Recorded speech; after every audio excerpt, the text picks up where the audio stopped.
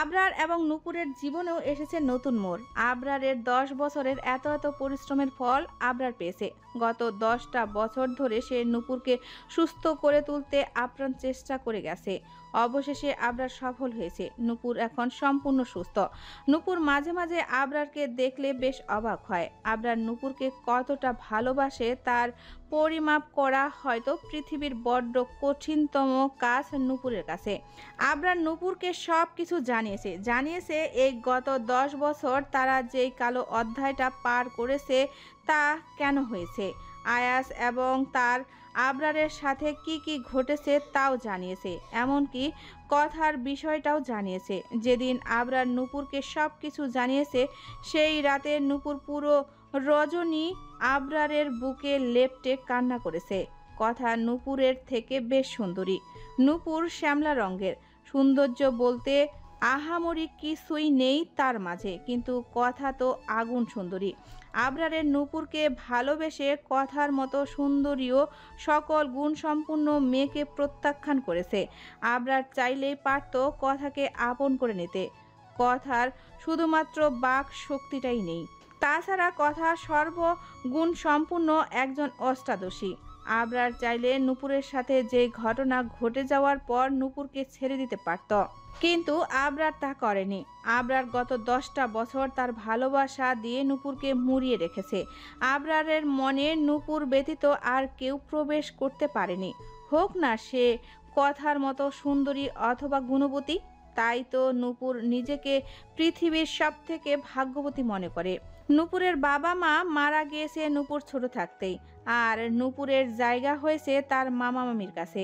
নূপুরের মামা ছিলেন নেশাখোর, সংসারের ঠিক মতো খরচ দিতেন না।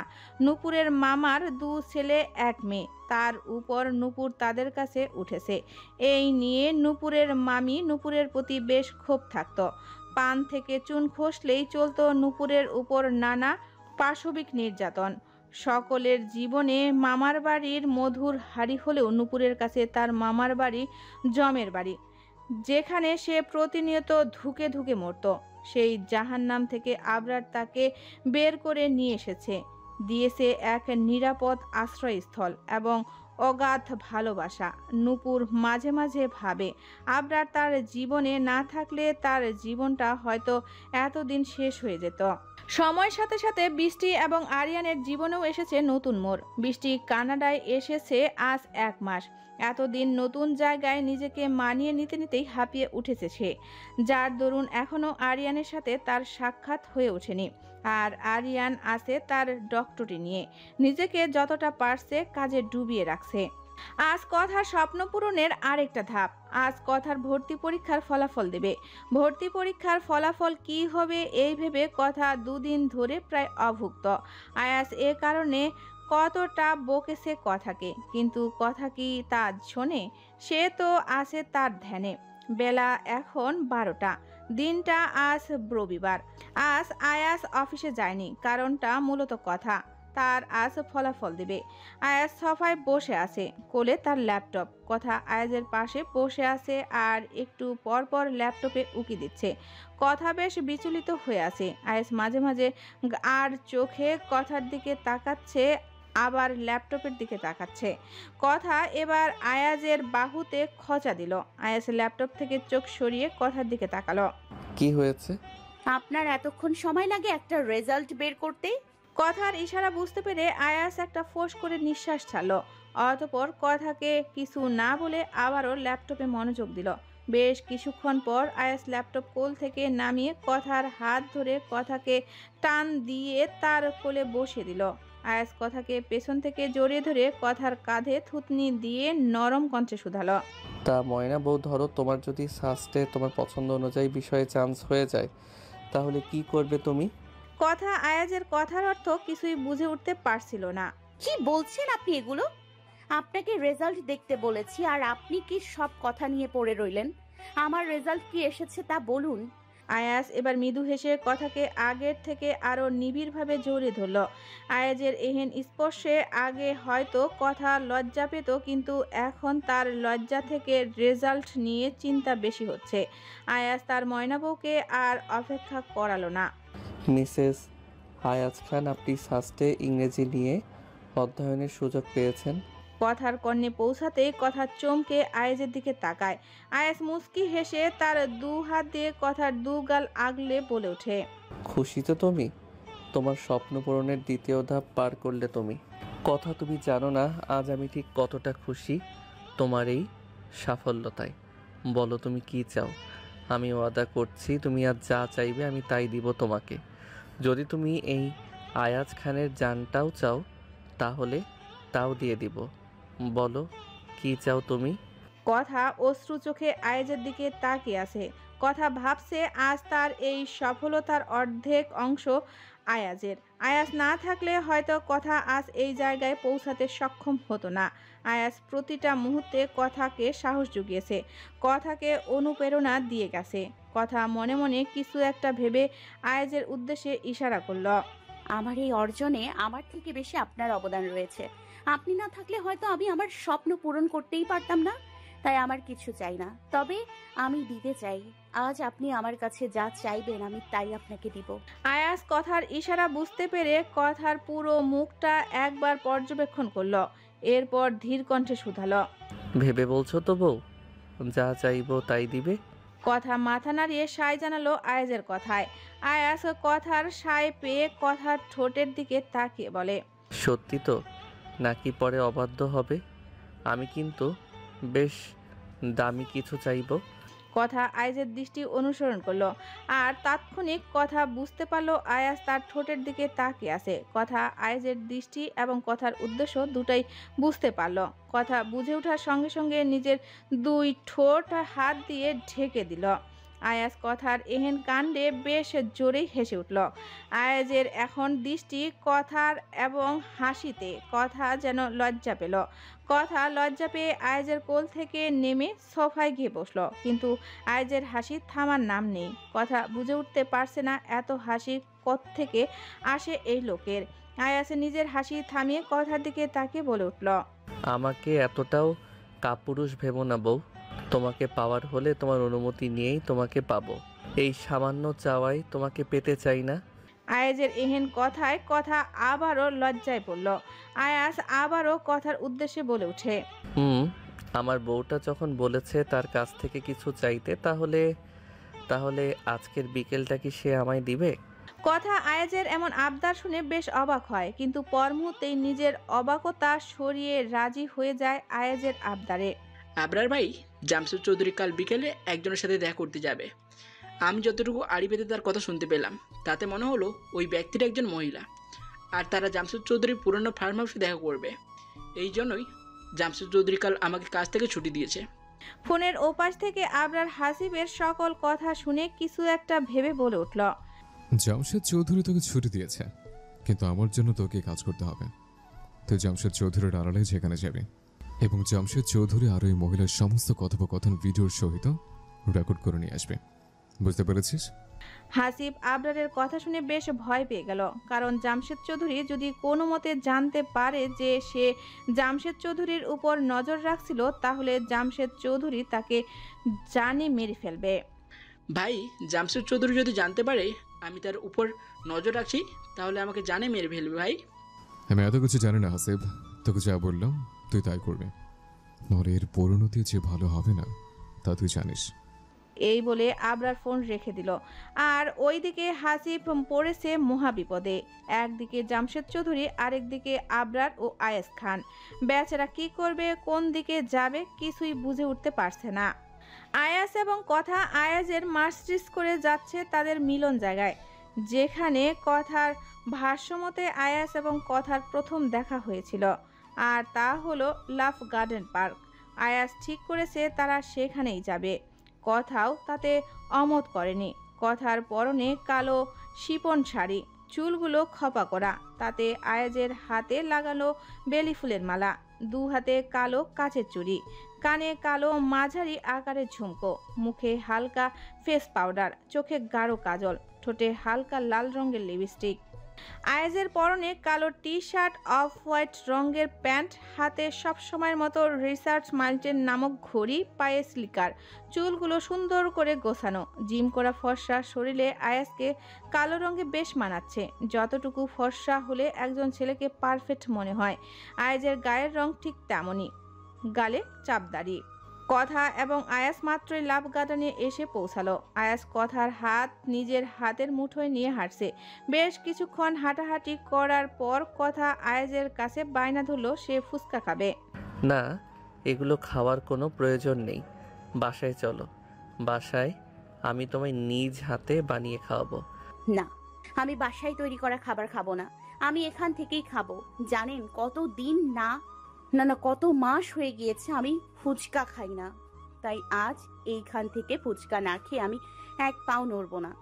কথা এসব ইশারা করে দু হাত বুকে গুজে রাগী মুখে উল্টো দিক করে দাঁড়িয়ে রইল। ওইদিকে আয়াস তার ময়না বইয়ের এমন বাচ্চামি দেখে মুচকি হাসল।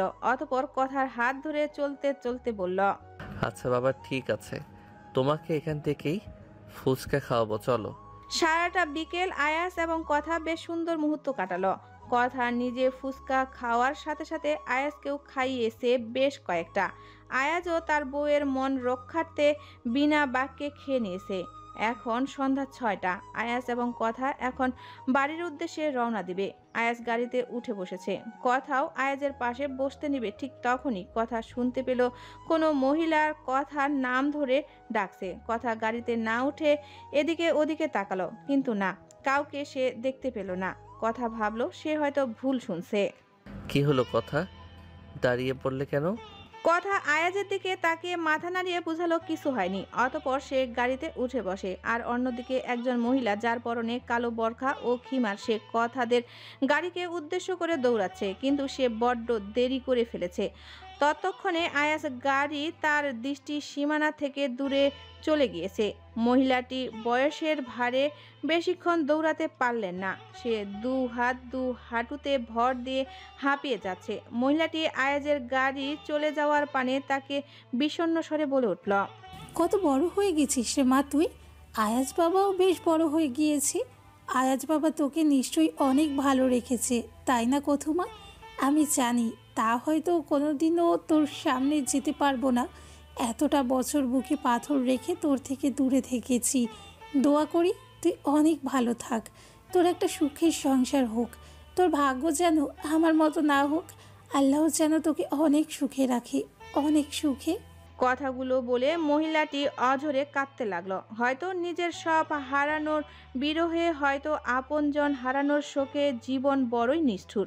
জীবন যাকে ভালোবাসে তাকে সে দুনিয়ার সমস্ত সুখ উজাড় করে দিয়ে দেয়, আর যার কপালে কেবল বেদনা লেখা থাকে তার কাছ থেকে এক একে সব কিছু কেড়ে নেয়। শুধু নিঃশ্বাসটুকু রেখে যায়, যেন তাই হয়ে ওঠে তার সবচেয়ে বড় শাস্তি।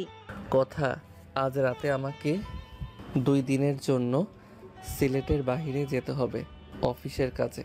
তুমি একা বাড়িতে থাকতে পারবে না? এখন বিকেল 5টা। আয়াস হন্তদন্ত হয়ে বাসায় এসে কথাকে উক্ত কথাগুলো বলে। এমন হন্তদন্ত হয়ে কোথায় যাবেন? আয়াস নিজের ব্যাগ গুছাতে গুছাতে কথার উদ্দেশ্যে আবারও বলে ওঠে, বললাম তো অফিসের কাজে যেতে হবে, কাজটা গুরুত্বপূর্ণ না হলে আমি যেতাম না।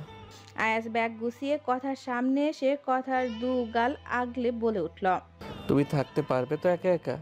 কোনো সমস্যা হলে আমাকে ফোন করবে। আর বাড়িতে সার্ভেন্ট তো আছেই। বিশ্বাস করো বউ, তোমাকে একা রেখে যেতে আমারও ইচ্ছে হচ্ছে না, কিন্তু কি করব বলো, বেশ গুরুত্বপূর্ণ কাজ পড়ে গেছে। কথা আয়াজের কথা বুঝতে পেরে মাথা নাড়ে আর ইশারা করে। আমি একা থাকতে পারবো, আপনি সাবধানে যাবেন আর তাড়াতাড়ি ফিরে আসবেন। আয়াস কথার ইশারা বুঝতে পেরে কথার কপালে একটা দীর্ঘ সময় নিয়ে ভালোবাসার স্পর্শ এঁকে দেয়। এরপর কথার চোখের দিকে তাকিয়ে বলে, আসি বউ, নিজের খেয়াল রেখো। এই বলে আয়াস তার ব্যাগ নিয়ে বেরিয়ে পড়ে। অন্যদিকে, আপনি এই সময় কোথায় যাবেন? আবরার অফিস থেকে এসে নিজের ব্যাগ গুছাচ্ছিল। তখনই নূপুর আবরারকে উক্ত কথাটি বলে। আবরার ব্যাগ গুছাতে গুছাতে বলে উঠল, অফিসের কাজে আমাকে সিলেটের বাইরে যেতে হবে। আসতে আসতে 2 দিন লাগতে পারে। আমি 2 দিন বাড়িতে থাকবো না, তাই ঘর থেকে এক মুহূর্তের জন্য তুমি বের হবে না। আমি মেজো মাকে বলে যাব, সে তোমার খাবার দিয়ে যাবে। আর ইবন সাহিলকেও বলে যাব তোমার সাথে সময় কাটানোর জন্য। ওই তুলো যে বিচ্ছু, দেখবা তোমার একঘেয়েমি লাগবে না। আমাকেও নিয়ে চলেন না আপনার সাথে। নূপুরের কথা শুনে আবরার তার কাপড় গোছানো রেখে নূপুরের কাছে এসে তার দু হাতে দিয়ে নূপুরের দু গাল আগলে ধরে নরম গলায় বলে উঠল, যদি পারতাম তাহলে তোমাকে অবশ্যই নিয়ে যেতাম প্রাণ। তোমাকে ছাড়া এক মুহূর্ত আমার কাছে এক যোগ মনে হয়, কিন্তু আমার যে এখন কিছুই করার নেই। আমার অনুপস্থিত থাকা অবস্থায় তুমি নিজের খেয়াল রাখবে, আর ভুলও এই ঘর থেকে বের হবে না ইনশাল্লাহ। আমি ফিরে আসলে সবকিছু ঠিক হয়ে যাবে। হেই, এত নাটক অভিনয় থেকে মুক্তি পাবো, বুঝলে? বুঝেছি, আপনি যা বলবেন তাই করব। আবরার মৃদু হেসে নূপুরের কপালে ভালোবাসার পরশ দিয়ে বলে উঠল, নিজের খেয়াল রাখো প্রাণ, কোনো সমস্যা হলে আমাকে ফোন করো। ঠিক আছে, আপনি নিশ্চিন্তে যান, আমি নিজের খেয়াল রাখবো, আপনিও আপনার খেয়াল রাখবেন। যেভাবে যাচ্ছেন ঠিক সেভাবেই ফিরে আসবেন। আবরার নূপুরের কথার পরিপ্রেক্ষিতে মুস্কি হেসে ব্যাগ নিয়ে বেরিয়ে পড়ে। সময়টা এখন রাত 12টা। নিস্তব্ধ রজনী জয়ন্তিয়া পাহাড়ের মাঝে এক আধপোড়া বাড়ি। নাম তার মৃত্যুপথ কুঠি। বাড়ির আশেপাশে শেয়াল এবং ঝিঝি পোকার ডাক সমান তালে শোনা যাচ্ছে।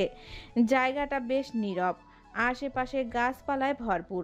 এরই মাঝে এই মৃত্যুপথ কুটি নামক বাড়িটা বেশ পুরনো।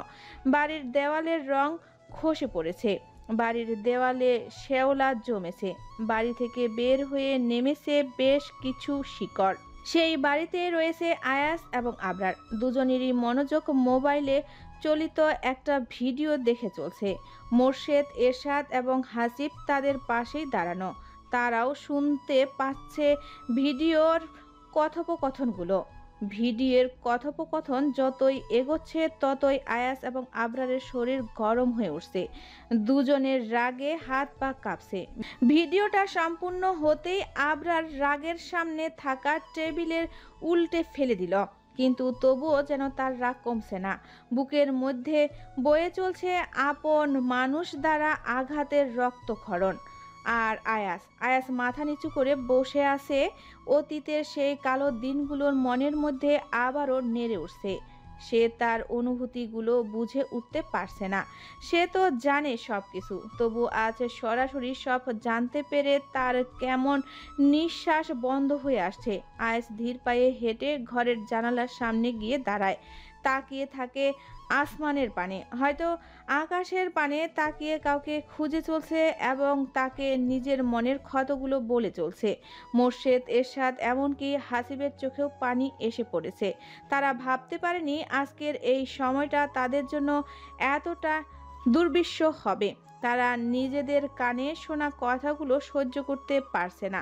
তাদের মনে একটাই প্রশ্ন, মানুষ এতটাও খারাপ হতে পারে, এতটা নির্দয় হতে পারে? মানুষের মনুষ্যত্ব কি আজ বিলুপ্ত হয়ে যাচ্ছে? আবরার ধীর পায়ে আয়াজের পাশে গিয়ে দাঁড়ায়। আবরার আজ নিজের চোখে নিজেই নেমে গেছে। এতে কি তার দোষ ছিল? না, তবুও আবরার নিজেকেই দায়ী করছে। আবরারের হাত আজ প্রচুর কাঁপছে। সে বুঝতে পারছে না কিভাবে আয়াজের সাথে চোখ মিলাবে। তবুও আবরার তার কাঁপা কাঁপা হাতটা আয়াজের কাঁধে রাখলো। আবরারের স্পর্শ পেয়ে আয়াস হুট করে আবরারকে জড়িয়ে ধরল। আবরার ভেবেছিল এত কিছুর পর আয়াস হয়তো তাকেও ঘৃণা করবে, কিন্তু তা হলো না। আবরার তার দ্বিতীয়বার আয়াজের চোখের পানি দেখল। তাদের বন্ধুত্বের প্রায় 20 বছর হয়ে আসলো। প্রথম 10 বছর তাদের বন্ধুত্বটা রঙিন ছিল, কিন্তু পরের 10 বছর তারা প্রতিনিয়ত মরে মরে বেঁচে ছিল। আয়াস আবরারকে জড়িয়ে চিৎকার দিয়ে কান্না করছে। ছেলেদের নাকি কাঁদতে নেই। পৃথিবীতে কেন এই নিয়মটা বানানো হয়েছে? ছেলেদের কি নিজস্ব অনুভূতি নেই? তাদের কি ইচ্ছে করে না তাদের মনের দুঃখ কষ্টগুলো চোখের পানি দিয়ে ভাসিয়ে দিতে? আয়াজের কান্না আজ সবাইকে কাঁদিয়েছে। আবরার আয়াসকে জড়িয়ে চোখের পানি ফেলছে। হাসিব, এরশাদ, মোর্শেদ চেয়েও তাদের চোখের পানি আটকাতে পারছে না। আয়াস আবরারকে জড়িয়ে ধরে কান্নারত অবস্থায় ভঙ্গু গলায় শুধালো, আমার সাথেই কেন এমন হলো আবরার? কেন?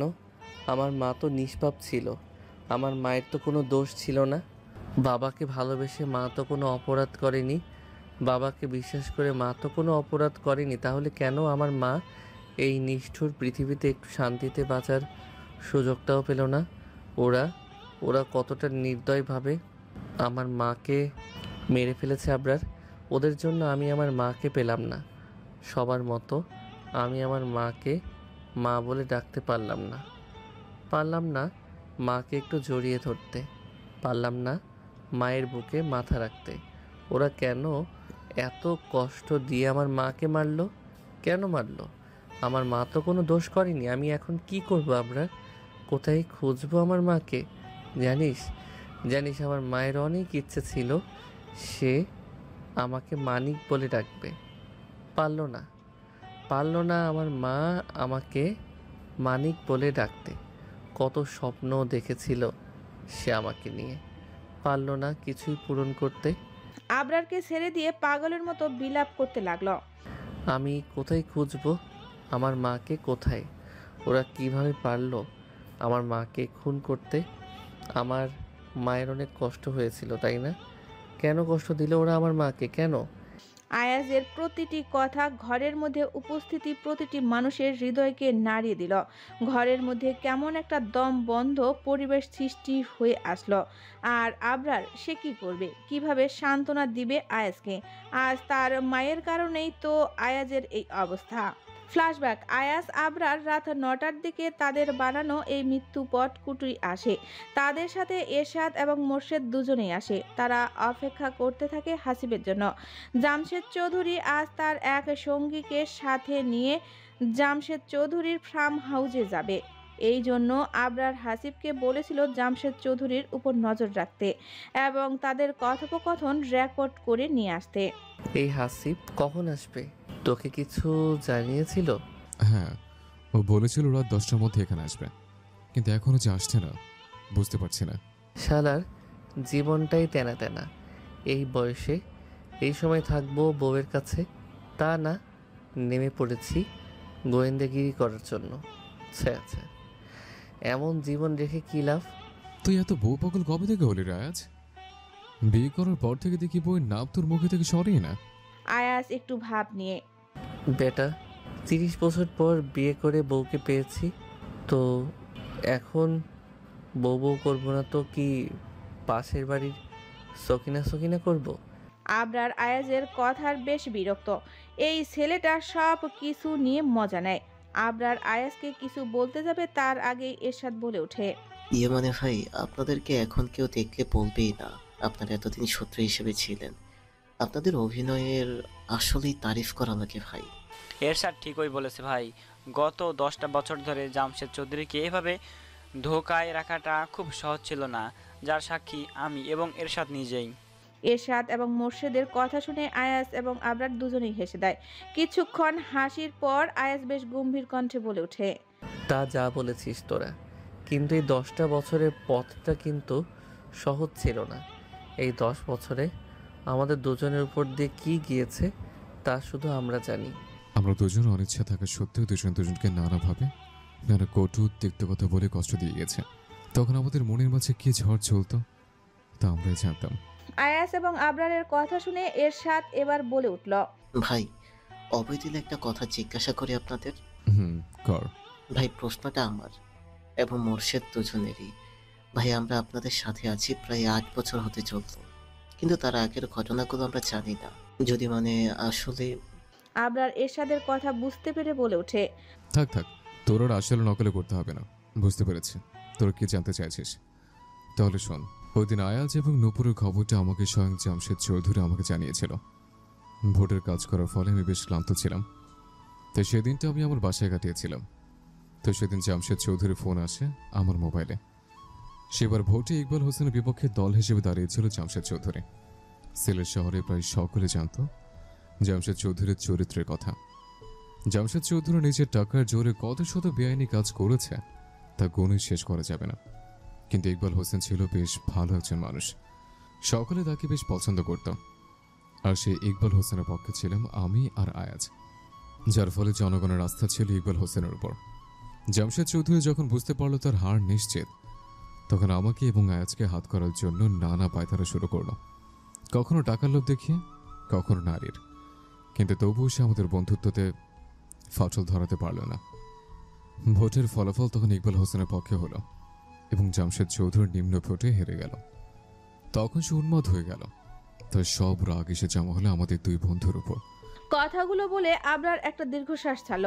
আয়াস আবরারের কাঁধে হাত রেখে সান্ত্বনা দিল, কারণ এর পরের ঘটনাগুলো আয়াস এবং আবরারের কাছে একটা দুঃস্বপ্ন।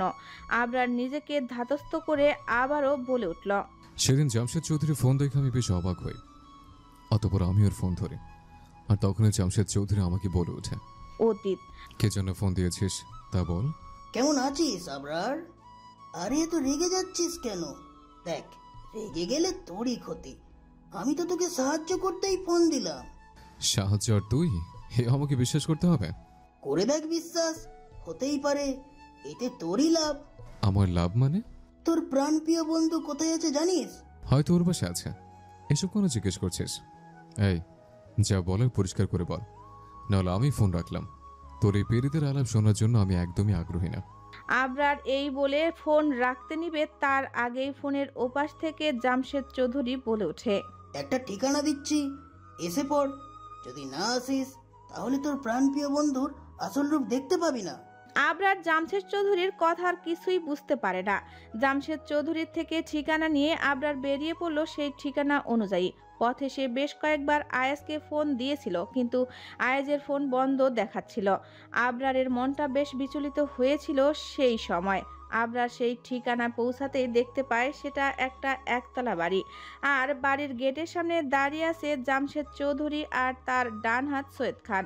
আবরার তাদের সামনে আসতেই জামশেদ চৌধুরী বলে ওঠে, আমি জানতাম তুই আসবি। এত ভনিতা না করে বল, আমাকে এখানে কেন নিয়ে এসেছিস? তোকে কিছু দেখানোর ছিল। যাকে তুই এতদিন নিজের প্রাণপ্রিয় বন্ধু ভেবে এসেছিস, সে তোর পিঠ পিছনে কিভাবে ছুরি মারছে। আয়াজের নামে এইসব কথা শুনে আবরার বেশ রেগে যায়। জামশেদ চৌধুরী, তোকে আমি শেষবারের মতো সাবধান করছি, আয়াজের নামে কোনো বাজে কথা আমি শুনবো না। বাহ বাহ, এতটা ভালোবাসা বন্ধুর জন্য? তাহলে চল আমার সাথে, আজ তোকে দেখাই তোর বন্ধুর নমুনা। অতপর জামশেদ চৌধুরী আবরার এবং সৈয়দ খান বাড়ির মধ্যে প্রবেশ করল। জামশেদ চৌধুরী আবরারকে নিয়ে একটা ঘরের সামনে এলো এবং বলল, নে দরজাটা খোল আর দেখে নে তোর বন্ধুর নমুনা। আবরার জামশেদ চৌধুরীর কথার কোনো অর্থ বুঝে উঠতে পারছিল না, তবুও আবরার দরজা খোলার জন্য দরজাটা হালকা ধাক্কা দিল। আর তখনই তার চোখের সামনে ভেসে আসলো একই বিছানায় আয়াস এবং দুজনের অর্ধনগ্ন শরীর। আবরারের মাথা কাজ করছিল না সেই সময়। নিজের প্রাণপ্রিয় বন্ধু ও নিজের ভালোবাসার মানুষের এহেন রূপ দেখে আবরার নিজেকে ঠিক রাখতে পারছিল না। এই সময় কারোর মাথা ঠিক থাকার কথা না। আবরারও পারছিল না নিজেকে ঠিক রাখতে। সে হিতাহিত জ্ঞান হারিয়ে তেড়ে গিয়েছিল আয়াজের কাছে, এবং আয়াজের কোনো কথা না শুনেই তার প্রাণপ্রিয় বন্ধুর গায়ে সেদিন প্রথমবার হাত উঠিয়েছিল আবরার। মেরে রক্ত বের করেছিল আয়াজকে, কিন্তু সেদিন আয়াসের নিজের প্রতিরক্ষা করেনি। বর্তমান তুই তো তোর পক্ষে সব বললি, এবার না হয় আমি বলি। আবরার মাথা নাড়িয়ে সায় জানায় আয়াজের কথায়। আবরারের সায় পেয়ে আয়াজ বলা শুরু করে তার সাথে ঘটে যাওয়া ঘটনা। আয়াজের সমস্ত কথা শুনে মোর্শেদ বলে ওঠে, তাহলে ভাই আপনারা আবার এক হলেন কিভাবে? আপনাদের মধ্যে ভুল বোঝাবুঝি কিভাবে দূর হলো? মোর্শেদের কথা শুনে আবরার বলে ওঠে, সেদিন আজকে বেরে আমি নূপুরের কাছে যাই, তখন বুঝতে পারি নূপুর নিজের চেতনায় নেই। আমি ভয়ে ভয়ে নূপুরের জ্ঞান ফেরানোর জন্য নূপুরকে পানির ঝাপটা দিই, তবুও নূপুরের জ্ঞান ফেরেনি। নূপুরের এখন অবস্থা দেখে আমি বেশ ভয় পেয়েছি। তোরা হয়তো ভাবতে পারিস আমার কি নূপুরের উপর রাগ হয়নি? হয়েছিল, কিন্তু ওই যে ভালোবাসেছে, তাই আগে নূপুরকে বাঁচানোর চিন্তা আমার মাথায় এসেছিল। আমি ছুটে চললাম নূপুরকে নিয়ে হসপিটালে। ডক্টর নূপুরের চিকিৎসা করার পর যখন নূপুরের কেবিন থেকে বের হলেন, তখন সে আমাকে এমন কিছু কথা বললেন যা আমি কখনো কল্পনাও করিনি। কি বলছিল ভাই?